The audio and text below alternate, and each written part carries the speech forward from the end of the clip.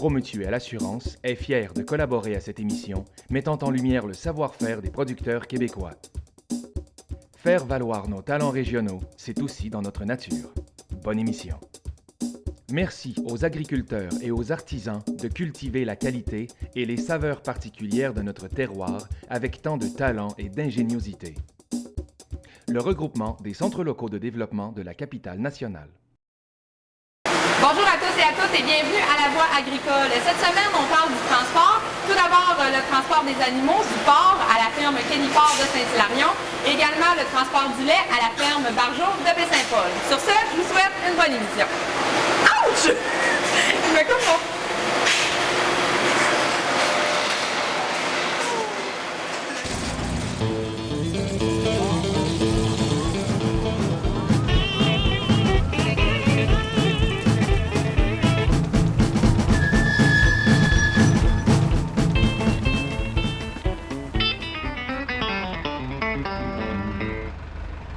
Les produits laitiers et le porc, ce sont deux éléments qui étaient très importants dans la culture alimentaire de nos ancêtres.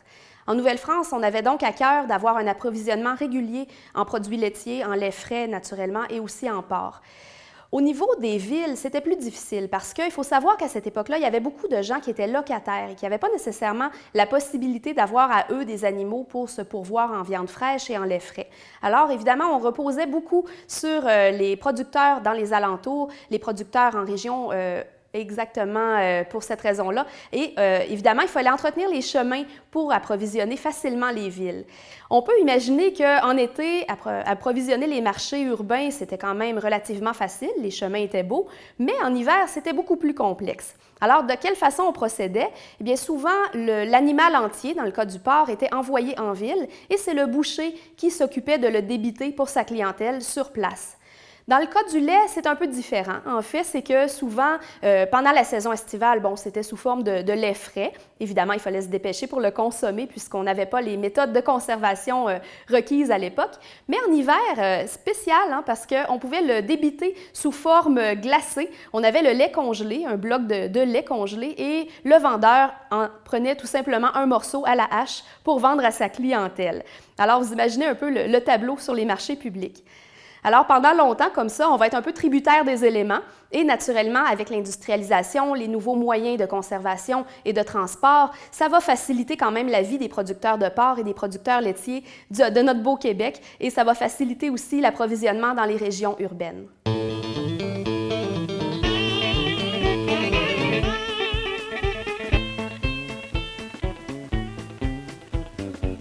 Moi, dans le fond, 2 jours avant la prévision de sortie, je sélectionne mes porcs. Okay. Ben, ça diffère selon certains producteurs, là. Il y en a qui les pèsent un par un. Moi, je les sélectionne à l'œil. Puis j'ai une strap aussi pour mesurer le devant du cochon. Ça me donne une petite idée. Après ça, j'ai marque. Puis dans le fond, la veille avant la sortie des porcs, comme là, je les ai sortis à 7 h du matin, fait qu'hier après-midi, je les ai séparés. Okay. Je les ai mis dans mon expédition. Fait que là, ils ont jeûné un bon 12 heures. Puis après ça, ben, le matin, ben, ils sont partis. Pour eux, le transport, c'est un stress. Fait que quand ils sont avec l'estomac plein, là, ça fait comme, ils sont comme à mouffe, puis c'est plus dangereux d'en perdre, là, puis qu'ils meurent dans le transport. Ça arrive-tu souvent qu'il y a une perte de porc pendant le transport? Non, ça arrive pas souvent.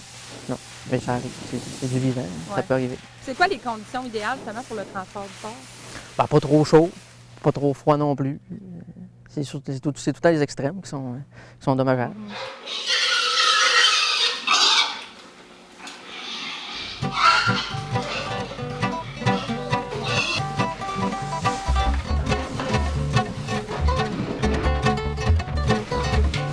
Moi, j'ai une entente avec mon transporteur. Lui, dans le fond, il assume la moitié de la perte du porc, moi, j'en assume l'autre moitié. OK. Puis le transport du porc, ça se fait au combien de temps? Quand il y a des porcs qui partent, au combien de temps? Ça dépend des fermes. Comme moi, je suis en bande aux 4 semaines. Je vais avoir... j'en sors à toutes les semaines quand même, là, mais j'ai plus des gros groupes. Mettons, je vais avoir une semaine, je vais en avoir beaucoup. Après ça, peut-être 3 semaines, je vais en avoir moins. Mais t'en as qui sont en bande à la semaine. Eux autres, c'est toutes les semaines réguliers, tout le temps, le même nombre de porcs. OK.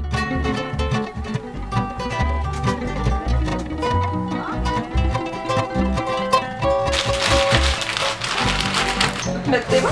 Ah, ils sont là. Ils sont là. OK. Ouais, la tenue de couleur. Là, ici, toi, tu as la partie engraissement de la ferme Kenny Porc. Oui. Comment ça fonctionne, l'engraissement, justement, avant le départ? Ils partent à combien le poids, l'âge? Ben, le poids ça dépend du prix du porc, ça dépend du prix des aliments aussi, le prix de la moulée. Si le porc est cher et la moulée n'est pas chère, ben là, ça vaut la peine de faire un porc plus lourd. Si le contraire, ben, c'est moins lourd. On a une grille à respecter aussi. Je te dirais que ça joue dans le 130 kg environ, un cochon qui part à l'abattoir. Moi, il rentre à 30 kg, il ressort à 130 kg.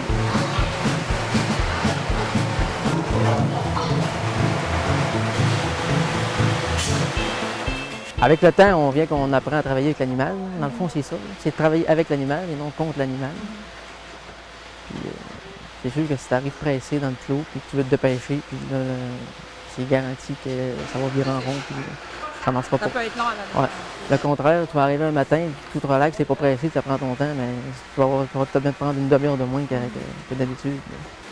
Fait que là-dedans, qu'est-ce qui est écrit? C'est écrit combien de porcs qui sont partis? Ouais. Là, t'en as 44 dans le nombre de camion? porcs, le tatou, parce que moi, je les ai tatoués, mes cochons, avec mon numéro. OK. Ça, pour l'abattoir, ils vont savoir que c'est mes cochons. Et voilà. Premièrement, il faut être propre. Ça, c'est sûr, c'est avant tout. Et puis, il faut être calme. Puis, La propreté du camion, on s'arrange comment que ça se passe? il faut que ça soit lavé tous les jours, lavé, désinfecté. OK. Puis tu fais ça où? On fait ça dans des salles de lavage. OK. Puis ça, c'est avant chaque transport? Ouais. OK. Quand tu arrives chez le producteur, comment tu dois te préparer, justement, là, avant que les porcs embarquent? Ça prend de la rip, puis ça prend de la patience. Ouais? Faut pas être trop nerveux. Non, non. Puis toi, quand tu viens ici, évidemment, tu ne charges pas tout le camion ici. Tu Non. as d'autres places à faire? Ouais, on fait plusieurs fermes pour remplir la vanne. Combien de cochons peut rentrer dans une vanne comme ça? On en met à peu près 150 l'été, puis l'hiver, on en met plus un peu. Pourquoi? Pour la température. Là. OK. Quand il fait chaud, on en met moins un peu. OK.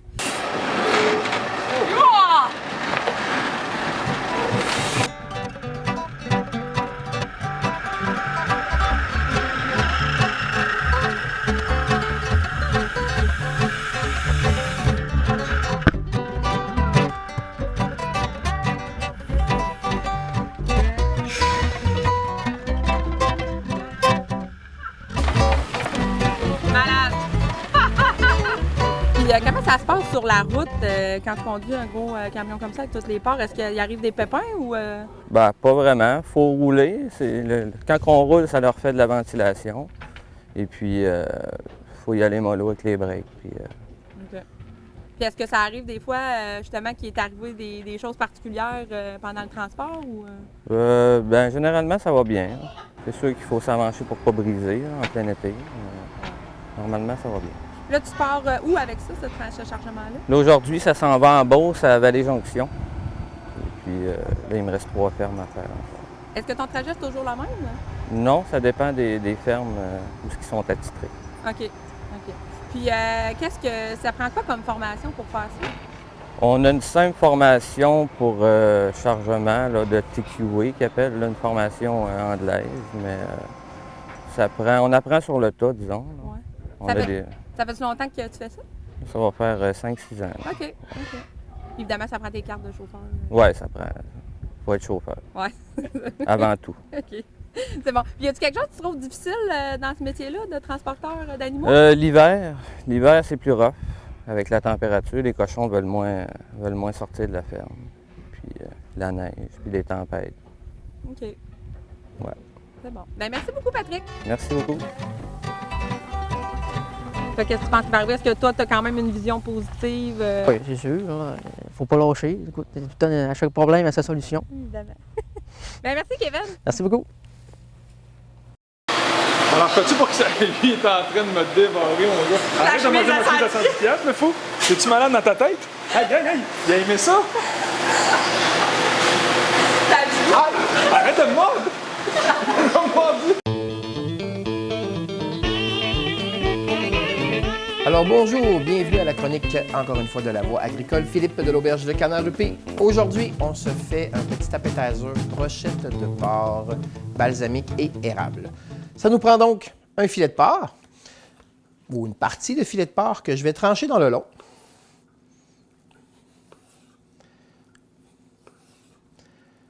Des tranches d'environ un demi-centimètre d'épais.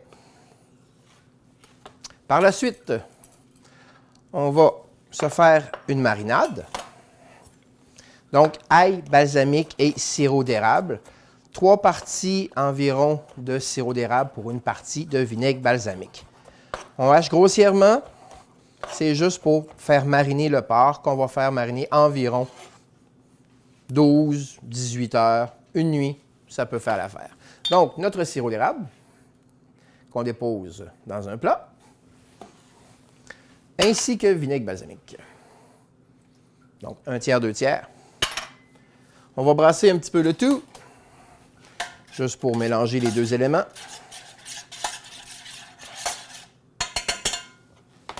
Et on va y déposer nos lanières de porc. On peut les retourner au bout d'environ 4-5 heures. Voilà. Comme ça.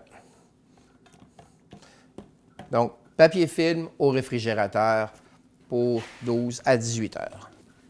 18 heures plus tard, nos lanières de porc sont donc marinées. Donc, vous voyez, on les a colorées. Et aussi, ils se sont raffermis un peu dû au vinaigre.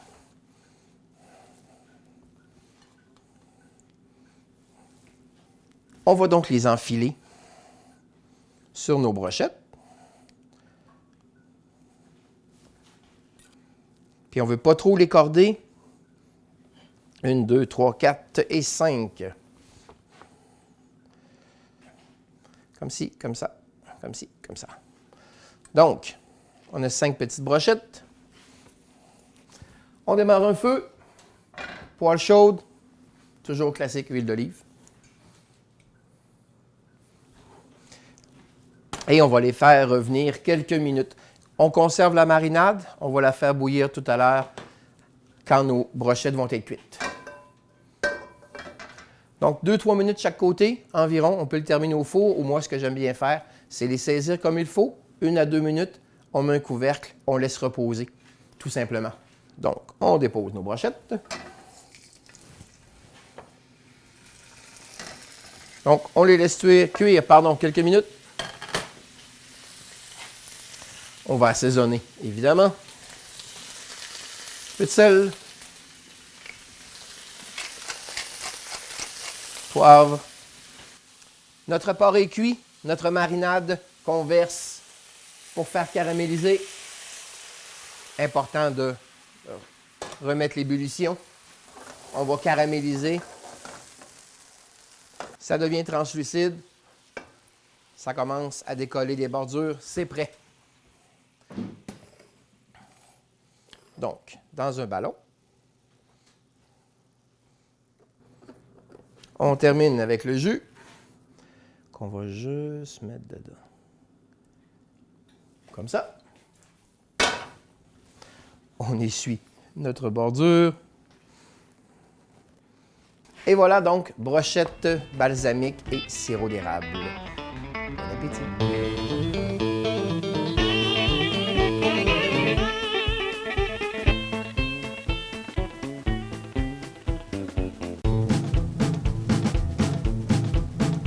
On a depuis quelques années une machine qui s'appelle thermographe puis qui prend toutes les températures d'eau, de lavage du lactoduc et de lavage du bassin, en plus de prendre les températures du lait. Fait qu'on s'assure qu'on n'a pas eu d'alarme puis qu'on n'a pas eu de choses spécifiques qui s'est passé durant les 6 dernières traites avant que le troc arrive. Là. Fait que c'est un peu comme ça là, qu'on s'assure que le lait peut partir. Puis là, vous faites 3 traites par jour. Ouais. Pourquoi avoir fait ce choix-là? Ah, c'est pour c'est une question d'argent, parce que l'argent mène le monde en agriculture. Puis au travers de ça, on s'est rendu compte que c'est plus facile pour notre qualité de vie de famille, parce qu'au lieu de tirer les vaches à 5 heures, comme tout le monde, on les tire à 8 heures le soir, fait que de 5 heures à 7 heures, on est en famille. Là. C'était bien bénéfique pour notre famille, puis en plus, on a pu baisser le nombre de vaches pour le même quota, puis étant donné qu'il n'est pas disponible, on a essayé de voir la production autrement pour aller augmenter, sans augmenter nos revenus, du moins diminuer les dépenses, parce qu'on a pu avoir 8 vaches de moins à peu près, avec le remplacement en moins aussi. Fait que c'est moins de travail. Okay. Comment on entretient ce réservoir-là? Bien, tout se fait automatique par une laveuse qu'elle, on met, c'est déterminé les quantités de savon et d'acide qu'on met par la personne qui en fait la vérification tous les ans, c'est une fois par année. La même chose pour le système de traite. C'est obligatoire avec le programme Le Canada de qualité de faire vérifier les dosages de savon et les températures pour que le savon aille avec. Fait que tout se fait automatique. C'est même le monsieur, l'expert essayeur qui le démarre après qu'il s'en aille, parce qu'on a signé l'autorisation d'INACO pour que lui le fasse. Fait qu'on s'occupe de rien, dans le fond. On s'occupe juste de vérifier s'il est bien lavé après. Puis ça, bien, on lève le couvert, on fait une inspection visuelle, parce que des fois, pour X raisons, la machine peut avoir pas capté quelque chose. Fait que à chaque fois que le truck est passé puis que le lavage est fait, on fait une inspection visuelle. Monsieur Dallaire, expliquez-nous qu'est-ce que vous devez faire là, quand vous arrivez comme ça à la ferme. OK, présentement, on va rentrer en dedans pour aller voir si le lait est bon. On OK. va prendre nos coordonnées, toutes les mesures, là, la senteur, la température. Puis après ça, on va décider si je le prends ou je le prends pas. Mais que tout est décidé si je le prends, là, on va procéder au pompage du lait. OK. Ça arrive que vous ne le prenez pas dans des... Ça arrive, mais présentement, c'est rare. C'est assez rare. Ah, les producteurs, eux autres, ils ont tous des thermographes. Quand il y a un problème, s'il arrive quelque chose, là, ça va sonner. OK, oui. Puis eux autres, ils vont procéder vite à ce qui est le problème qui est arrivé. C'est ça. Souvent, les producteurs vont faire le travail avant. Oui, c'est ça. OK, parfait. ça. Fait qu'on va vous suivre à l'intérieur, on va aller voir ça. OK.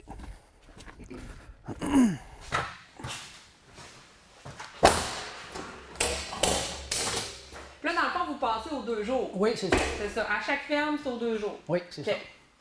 Là, la fille principale, il faut que je chante le lait avec mon nez. J'ai juste ça d'outils. Puis ça va vous le dire tout de suite. Oui, ça me le dit tout de Ah suite. oui, OK. Ouais. Fait que là, ça Qu'est-ce prend- que c'est supposé de sentir? Ben, le bon lait, ça, c'est pas dur à avoir. C'est quand il y a un petit quelque chose. Quand il y a dedans. une odeur dans le silage ou d'herbe, là, ou que le bassin n'a pas fonctionné, là, Vous le ça sentez sent le tout de cahier. Ah oui. Quand vous Ça, avez le rhume, faites quoi? oh. Ça se voit tout de suite en ouvrant le couvert. On est tellement habitués, là. Tu sais, ça fait 30 ans que je fais ça, fait que Ouais. c'est ça. OK.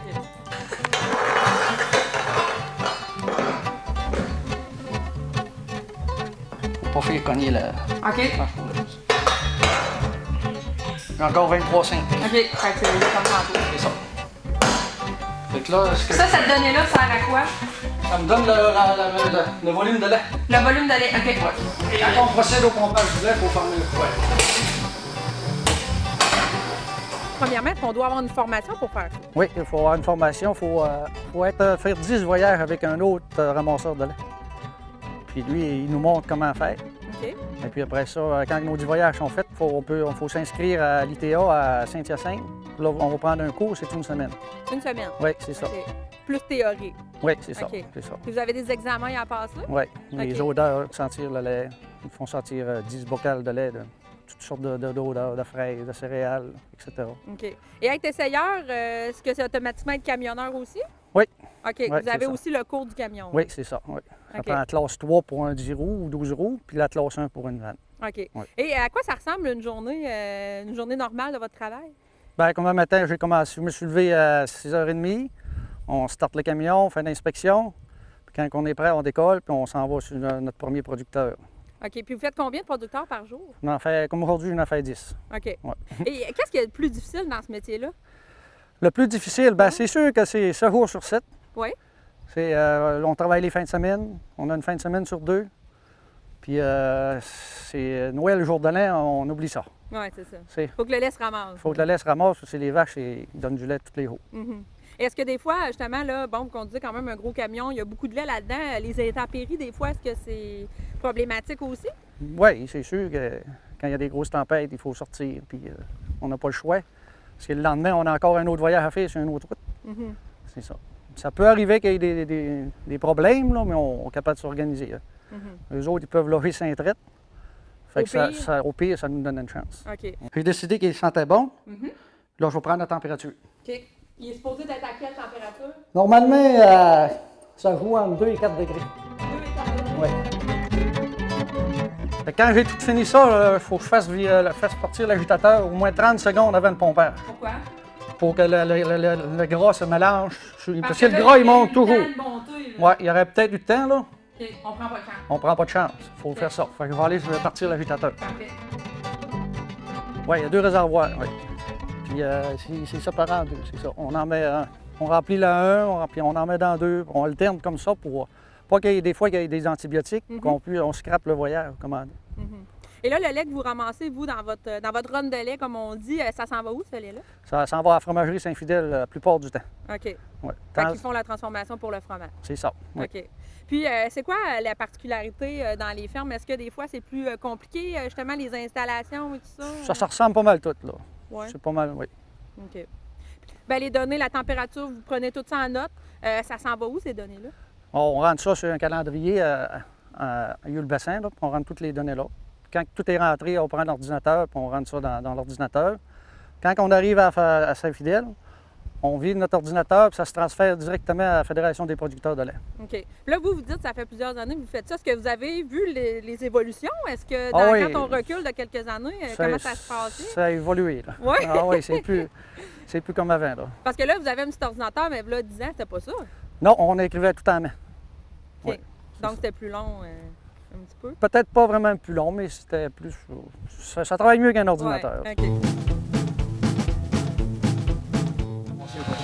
Vous avez 8, mon Dieu, vous avez commencé à quelle heure? On va commencer à 8 heures. Ah, OK, ça va bien. Oui, ça va bien. Ça va.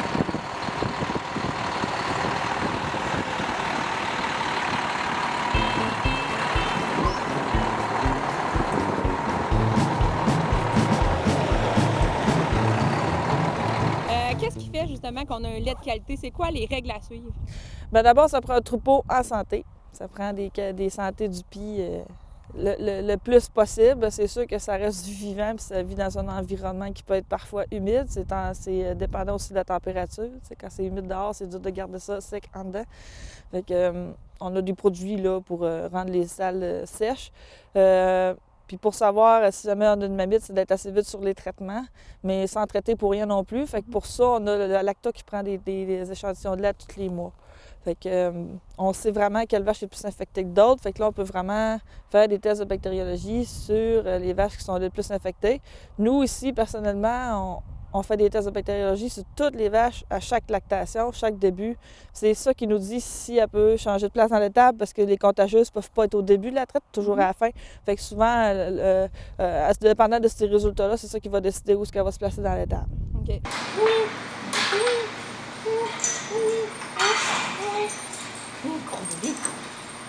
Est-ce que ça arrive des fois qu'on jette le lait qui est dans le réservoir? C'est-tu déjà arrivé? Ici, c'est arrivé cet été parce que mon bassin a brisé. Mais pour dire avoir des médicaments dedans ou X raison, il n'y a pas refroidi, non, moi, ça ne m'est pas arrivé. Okay. Mais je ne suis pas à l'abri de ça.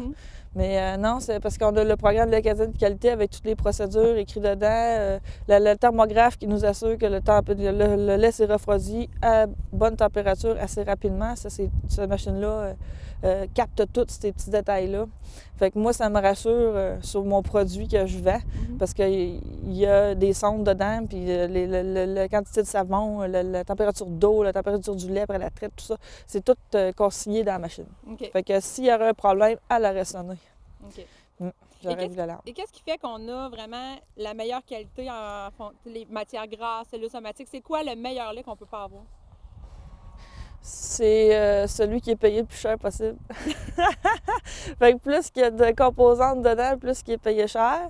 Dans une autre partie, c'est bon avoir les composantes, mais si on n'a pas les cellules somatiques et les bactéries bases, ben pour moi, ça vaut ce que ça vaut parce que notre fierté, nous autres, c'est de produire un lait de qualité quand même. Puis la qualité pour soi par les cellules somatiques puis par les bactéries. C'est ce qui fait qu'à l'épicerie va se garder, là, c'est le taux de bactéries, cellules somatiques très bas. OK.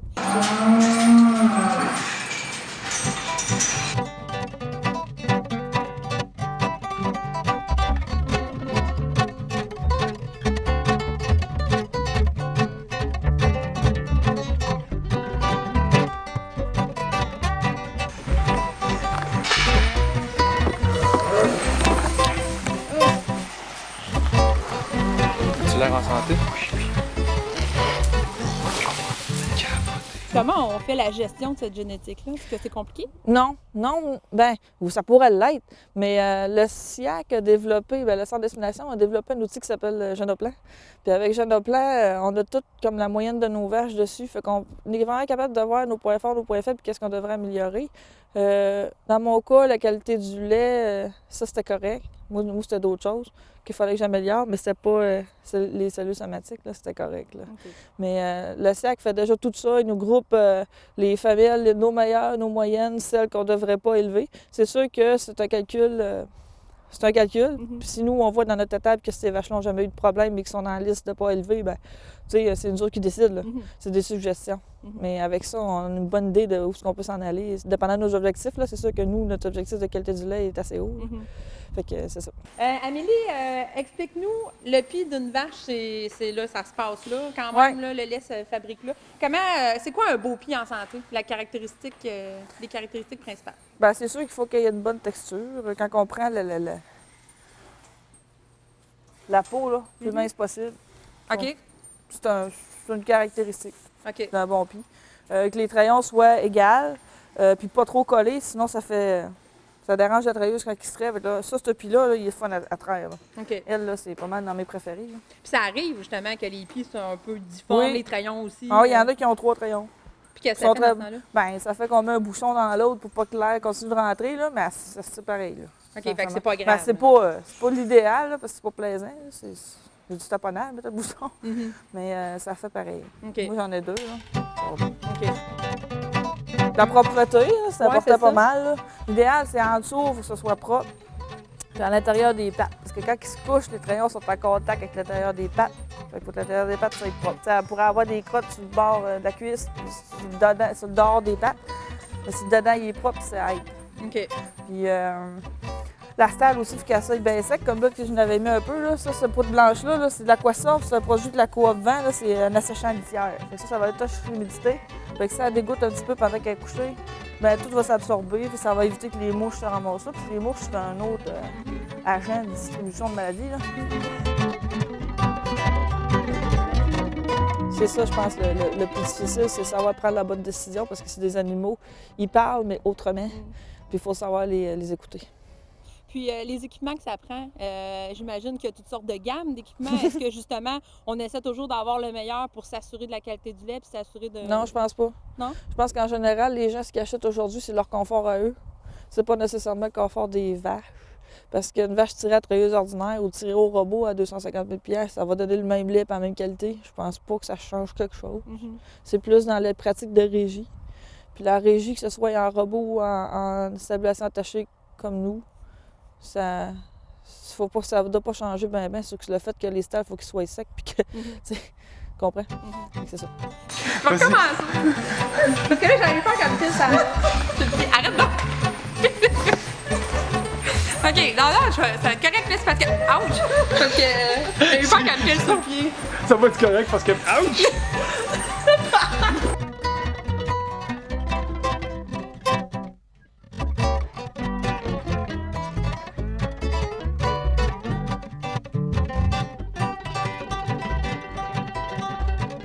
Merci d'avoir été des nôtres pour cette émission de la Voix agricole spéciale transport. Merci également à tous nos invités de cette semaine. Il y avait beaucoup de monde dans cette émission-là.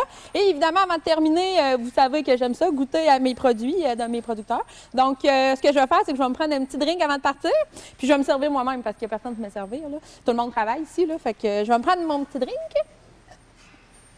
Et Seigneur. Et hop. Bon, ben, chin.